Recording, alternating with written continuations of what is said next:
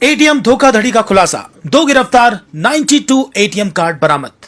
पूजा की पूर्व संध्या पर पुलिस ने एक बड़े एटीएम धोखाधड़ी गिरोह का खुलासा किया है। सोनारपुर थाना क्षेत्र से सोमवार को 2 जालसाजों को गिरफ्तार किया गया और उनके पास से 92 एटीएम कार्ड बरामद किए गए हैं।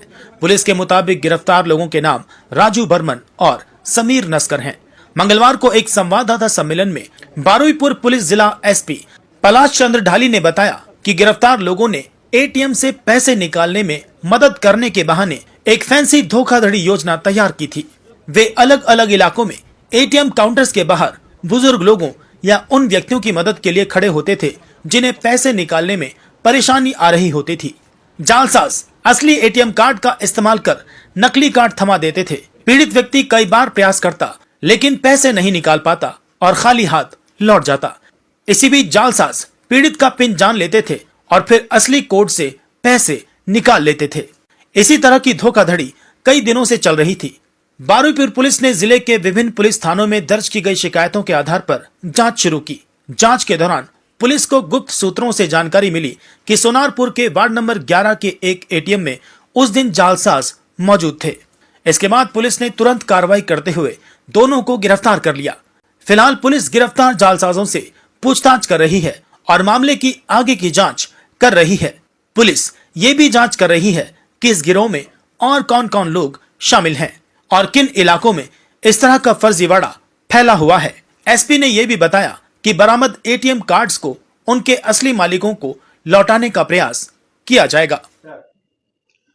নমস্কার, আপনারা জানেন আমাদের এখন নতুন একটা ক্রাইম যেটা সব দিকে হচ্ছে ওটা হচ্ছে সাইবার ক্রাইম। এই সাইবার ক্রাইমের মেইন 3টে স্তম্ভ আছে। এক হচ্ছে ফেক সিম কার্ডস, 2 অ্যাকাউন্টস, ফেক অ্যাকাউন্টস যেখানে টাকা যায়, আর 3 হচ্ছে কল সেন্টার্স যেখান থেকে ফোন করে প্রতারণা করা হয়।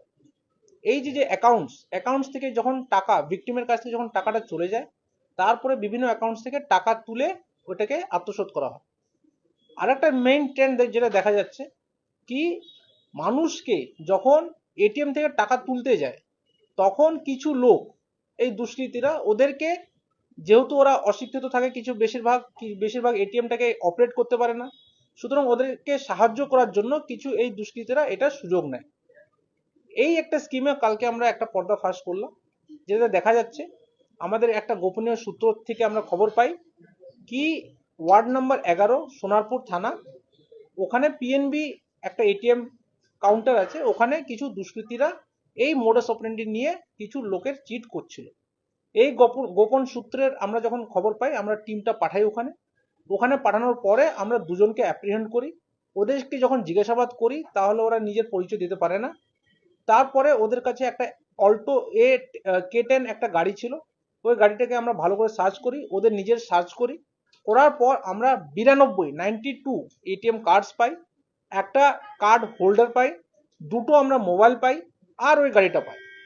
ওদেরকে যখন জিজ্ঞাসাবাদ করা হয় তাহলে ওরা এই যে 92টা এটিএম কার্ডস এর কোনো সূত্র বলতে পারে না।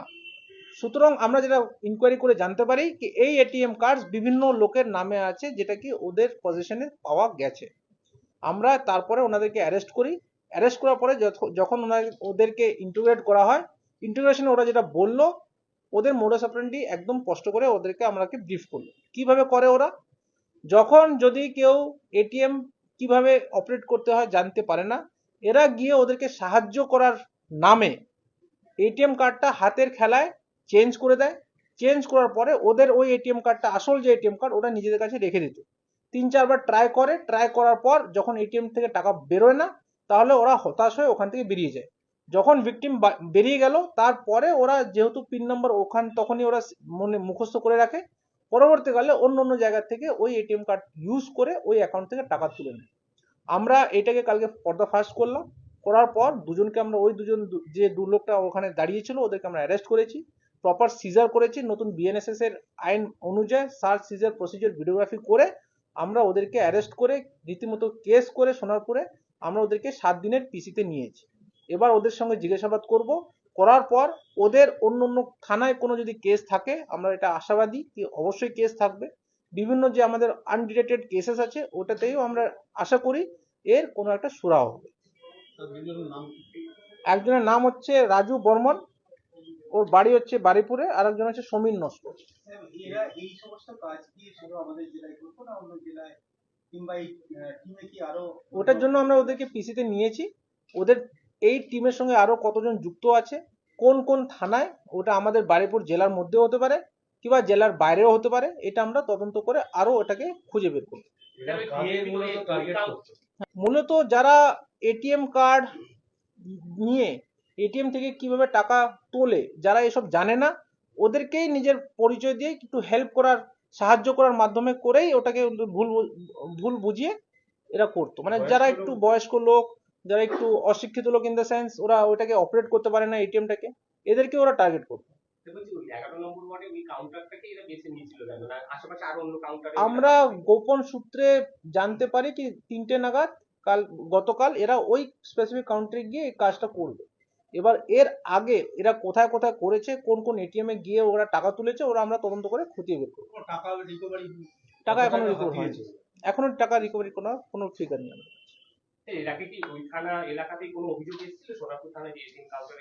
আমাদের কাছে। আমাদের কাছে অবশ্যই অভিযোগ আগেও এসেছিল, কিছু কিছু থানায় কেসও হয়েছিল। এবার ওই সব থানার কেসে এরা যুক্ত আছে কিনা এরা তদন্ততে বেরোবে, ওটা দেখা যাক, তদন্ততে বেরোবে। এখন ওটা আমরা তদন্ত করে দেখবো কাদের আছে, ওদেরকে ডেকে ওদেরকে 161 স্টেটমেন্ট করে আমরা ওটাকে ইয়ে করবো। এখন তদন্ততে জানা যায়নি। ঠিক আছে, থ্যাংক ইউ।